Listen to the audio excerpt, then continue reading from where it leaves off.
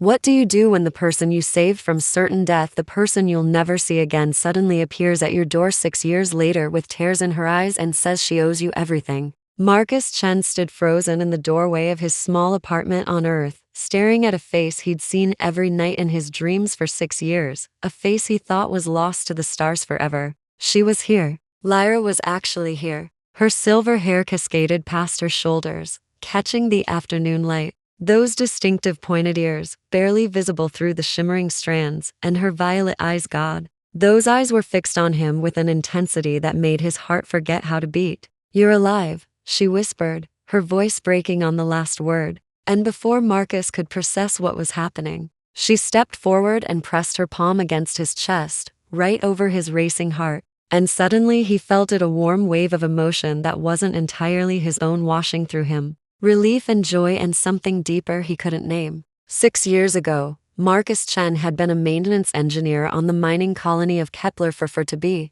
living a quiet, unremarkable life, fixing water recyclers and air processors, never imagining he'd be anyone's hero. Never imagining he'd meet someone who would change everything in a single catastrophic moment. The Zarathi had come without warning, their warships tearing through the colony's defenses like paper. And suddenly 2,000 colonists were scrambling for the 15 evacuation pods designed to hold maybe 40 people each. The math was brutal and everyone knew it. Marcus had been helping load civilians into Pod 7, pushing families ahead, keeping the panicked crowd from crushing each other. When he saw her stumble and fall, her distinctive ears marking her as one of the Astari observers studying human colonies under the interspecies exchange program, she couldn't have been more than 23. Her face streaked with dust and terror, and when their eyes met across that chaotic landing bay, something in Marcus's chest tightened. He fought through the crowd and pulled her to her feet, practically dragging her toward the pod as explosions rocked the facility, the ceiling beginning to collapse in sections. And he'd gotten her to the entrance, pushed her up the steps when the pod's automated voice announced capacity reached, doors closing in 10 seconds. Lyra had turned back, reached for him, her mouth forming words he couldn't hear over the alarms. And Marcus had made a decision that felt both insane and inevitable. He'd placed his hand on her back and pushed her inside, then stepped away, hitting the emergency close button before she could protest. The last thing he saw before the door sealed was her palm pressed against the window, her face a mask of anguish. And then the pod was launching, and Marcus was running for his life through a dying colony. By some miracle involving an old cargo shuttle, a manual flight override, and more luck than skill, Marcus had escaped Kepler for to be. But he'd spent 6 years thinking about that silver-haired girl with the violet eyes, wondering if she'd survived the journey, if she'd made it home, if she ever thought about the human who'd given up his seat for a stranger. Now she stood in his apartment on Earth, and Marcus finally found his voice.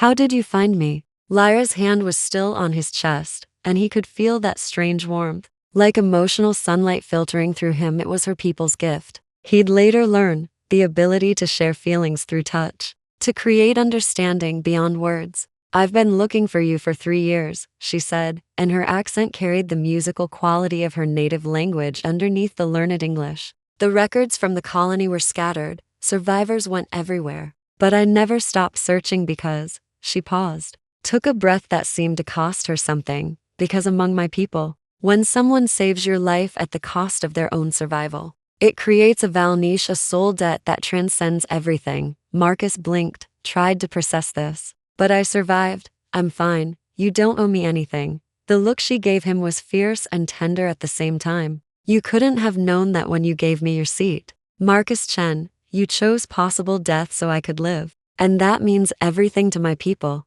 It means everything to me." She pulled her hand back, and Marcus immediately missed the warmth, the connection. "I've come to fulfill the valniche. I'm here to balance the scales between us." Over the next hours, sitting in his modest living room, with coffee growing cold on the table, Lyra explained what the last 6 years had been like for her. She'd made it back to a star, her homeworld, and had been welcomed back by her family, who'd thought her lost. But she'd been haunted by the memory of Marcus's sacrifice, driven by her culture's sacred obligation to repay life debts. "My people believe that souls become intertwined when one saves another," she said, her fingers tracing patterns on her cup. "We believe the universe demands balance, and until I found you, Until I could offer my life in service to yours, I was incomplete. Marcus shook his head, overwhelmed. Lyra, I don't want you to serve me, or whatever this means. I just wanted you to live. That was enough. Her smile was sad and beautiful. That's exactly why I needed to find you. The thing was, having Lyra in his life wasn't the burden Marcus expected. It was like color being added to a black and white photograph. She moved into the spare room of his apartment, insisting she would stay until the debt was balanced, though neither of them could quite define what that meant. And Marcus discovered that the girl he'd saved had grown into someone extraordinary. Lyra was brilliant, her mind working in patterns that made her an incredible problem solver. And within weeks she'd gotten a position at the Interspecies Technology Institute, where Marcus worked as a senior engineer. They fell into a rhythm morning coffee where she'd try human breakfast foods with combinations that horrified him, her putting chocolate sauce on eggs and declaring it delicious, while he laughed harder than he had in years. Commuting together to the institute where her insights into Ostari technology helped bridge gaps in their fusion reactor project. Evenings where they'd talk for hours about everything and nothing. Marcus learned that Lyra hummed when she concentrated, that she'd never seen an Earth ocean before, and cried the first time he took her to the coast. That she had a younger brother back on a star who she missed desperately. That she felt caught between two worlds now, never quite fitting perfectly in either. She learned that Marcus had joined the colony to escape a failed engagement, that he blamed himself for the 6 colonists who hadn't made it off Kepler for to be, that he'd never thought of himself as brave until the moment he stepped away from that pod, that he had nightmares where the ceiling fell and he couldn't reach the shuttle in time. 3 months passed, then 6, and something was shifting between them that had nothing to do with sacred debts or cultural obligations. Marcus started noticing the way Lyra's whole face lit up when she laughed, how she touched his arm when she was excited about an idea, how the apartment felt empty and wrong on the rare evenings she wasn't there. He was falling for her, had maybe been falling since that moment 6 years ago when their eyes met across a dying colony. And the realization terrified him, because how could someone like her ever see him as more than the human she owed? What Marcus didn't know was that Lyra lay awake in her room wrestling with the same questions in reverse. The Valniche was supposed to be sacred and clear, a life debt repaid through service and protection. But somewhere between morning coffee and late-night conversations, it had become something else entirely, something that made her heart race when Marcus smiled. Something that had nothing to do with obligation and everything to do with the man who'd chosen her life over his without hesitation. She was breaking every protocol of the Valniche, developing feelings that complicated the sacred simplicity of the debt. And she didn't know how to tell him that she wasn't staying anymore, because she had to, but because she couldn't imagine being anywhere else. The crisis came on a Tuesday, 14 months after Lyra had walked back into Marcus's life. The Institute received a distress signal from a star, a quantum reactor malfunction that would devastate the capital city unless someone could manually shut down the core. A suicide mission requiring someone to enter a radiation zone that would be fatal within hours. The Ostari government was requesting any volunteers who understood the old human design systems they'd built it from, and Lyra stood up in the emergency meeting, her voice steady as she volunteered. I know those systems. I can do this. Marcus felt his world stop. No, everyone in the room turned to look at him, but he only saw Lyra, saw her determined expression, saw her prepared to die. And something in him shattered. No, I'll go. I designed components for that exact reactor model. I know it better than anyone. Lyra's face went pale. Marcus, you don't get to save me this time, he said, and his voice came out rough with emotion. You don't get to throw your life away when I can prevent it. The meeting erupted in debate, but Marcus barely heard it. His eyes locked with Lyra's across the conference table, having an entire conversation in silence. Finally, the mission commander made the call. They'd both go. 2 people doubled the chance of success, have the burden of the impossible task. The trip to a star took 3 days via quantum jump, and Marcus spent most of it in the ship's observation deck, watching stars streak past, trying not to think about radiation poisoning and failure and loss. Lyra found him there on the final night, settling beside him in the quiet darkness, broken only by the glow of distant galaxies. You're terrified, she said softly, and when her hand found his, that warmth flooded through him again, her gift showing him that she was just as scared. I keep thinking about that pod, Marcus admitted. I thought I'd never see you again. thought that moment was goodbye. And when you showed up at my door, I felt like I'd been given this impossible second chance. And now, he couldn't finish the sentence. Lyra's fingers tightened on his. The valniche is already balanced. Marcus, it has been for months. I should have told you, but I was afraid. He turned to face her, confused. What do you mean, balanced? You said I needed to offer my life in service to yours, Lyra interrupted, her voice shaking slightly. But the valniche doesn't require servitude. It requires equivalence. It requires that I value your life as much as you valued mine. And Marcus, I do. I value it more than my own. I value every moment we spend together. Every conversation, every stupid breakfast experiment. Every time you make me laugh or challenge my thinking or just exist in the same space as me. I'm not here because of debt anymore. I'm here because she stopped, bit her lip. And Marcus watched emotions play across her face, fear, hope, longing.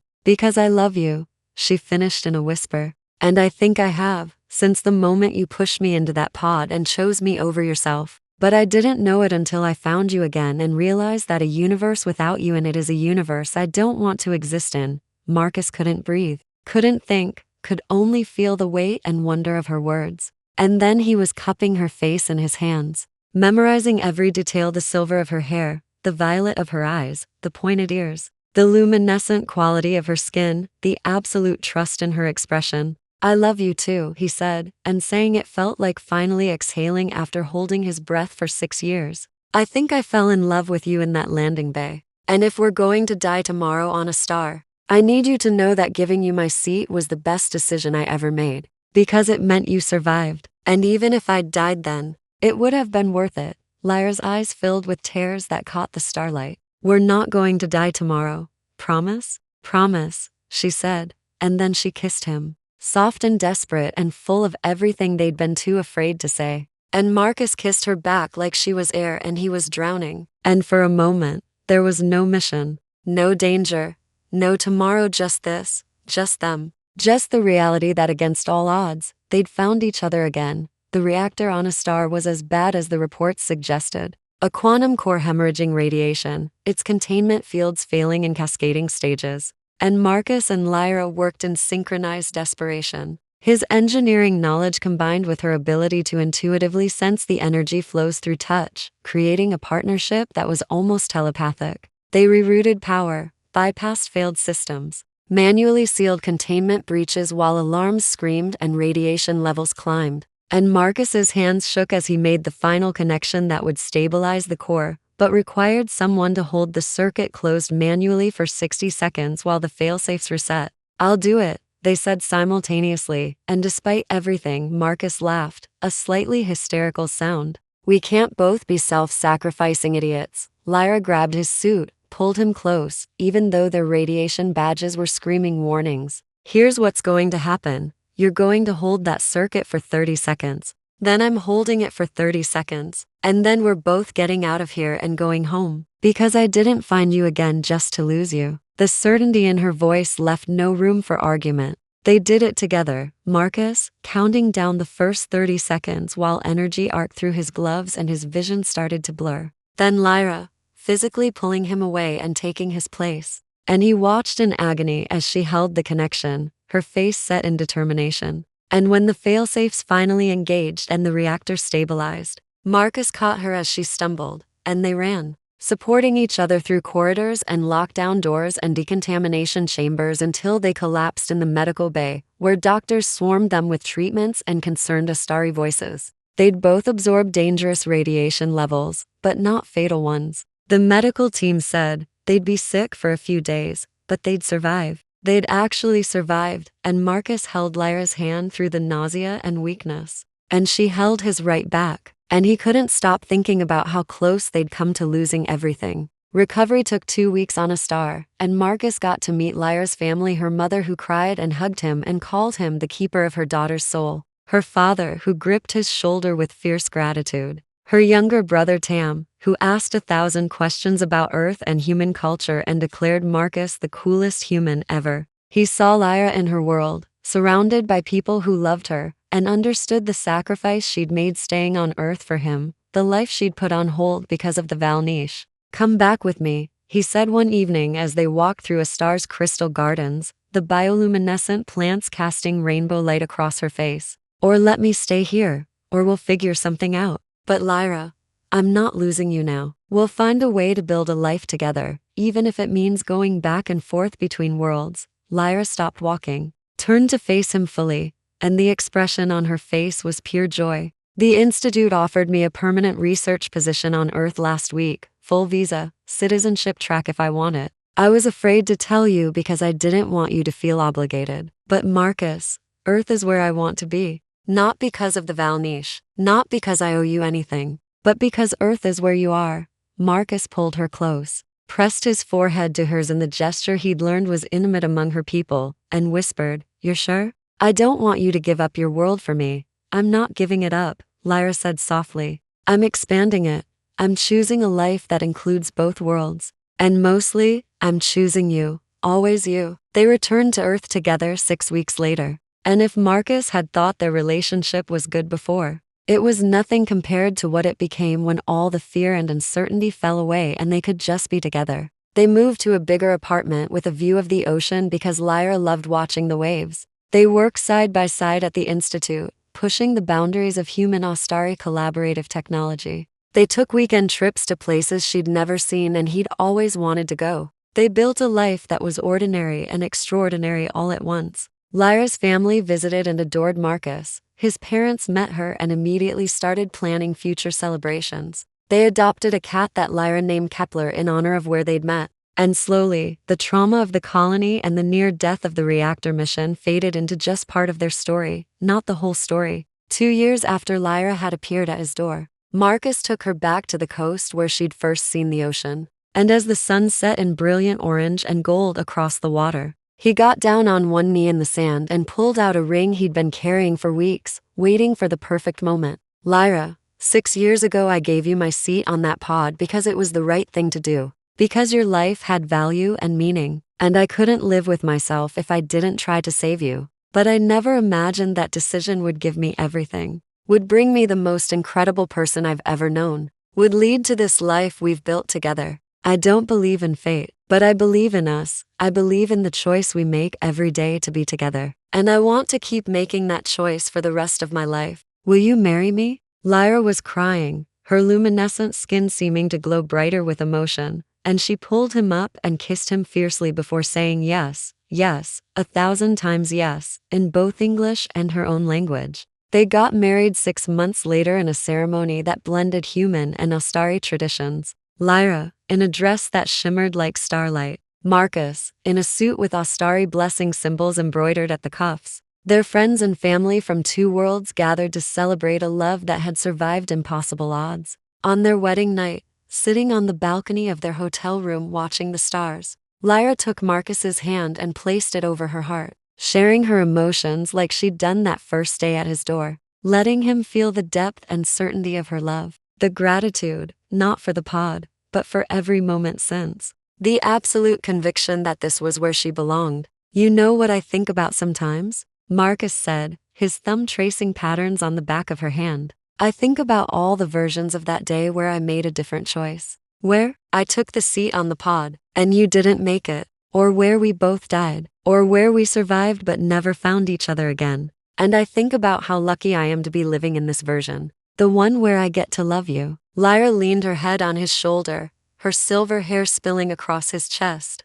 "The Valniche teaches that saved souls are bound across time and space, that the universe itself conspires to bring them back together. I used to think it was just philosophy, but now I believe it, because against every odd, across years and light years, and war and disaster, we found each other, and we're here," Marcus echoed, and pulled her closer as the stars wheeled overhead. The same stars that had witnessed his choice in that landing bay 6 years ago. The same stars that had guided Lyra back to him. The same stars that would watch over them for all the years to come. Years later, they'd tell their story at Institute orientations, helping new human-alien partnerships navigate the complexities of cross-cultural relationships. And people would always ask the same question: did Marcus regret giving up his seat? Those terrifying hours thinking he was going to die? And he'd always look at Lyra, at the life they'd built, at the love that had grown from a single moment of selfless choice.